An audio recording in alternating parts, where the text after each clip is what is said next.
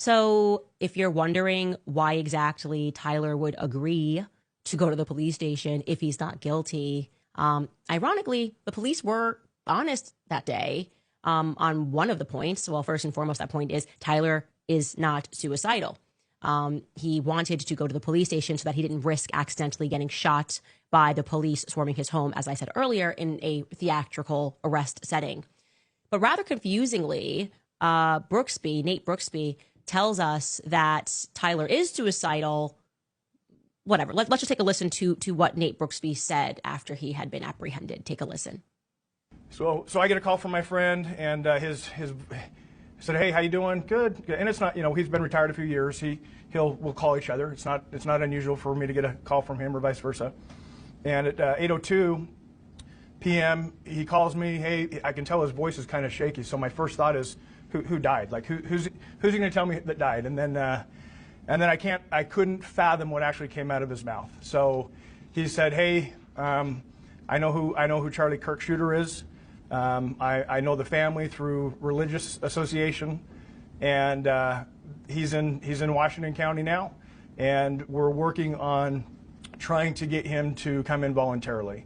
During that phone call, some information was provided about Tyler potentially having some suicidal ideations, was en route to a remote area of Washington County. The parents convinced him not to do that, and conveyed that they would stand by him and help him surrender peacefully.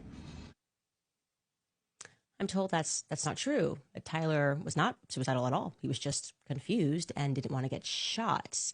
And then he gets to that part, right? He then tells us, Brooksby, that he came in willingly because he didn't want to die. Let's take a listen to that portion.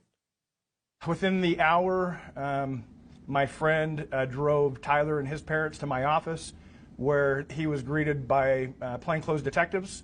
So that was part of the deal. Is Tyler knew it was just inevitable with all the law enforcement pressure that his picture in the news, the gun on the news. He knew it was inevitable that he would be caught.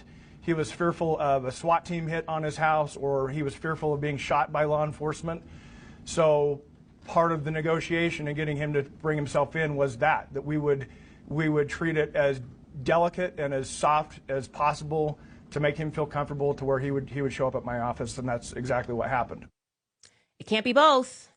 It can't be both. Was he suicidal and wanting to die, or was he worried about dying? It can't be both, and I didn't catch on to that early on. The answer was he came in because he is not suicidal and did not want to get shot and was confused, as I am told. Now, you're probably wondering why the father and the mother didn't speak out to assert his innocence. That would make sense, right?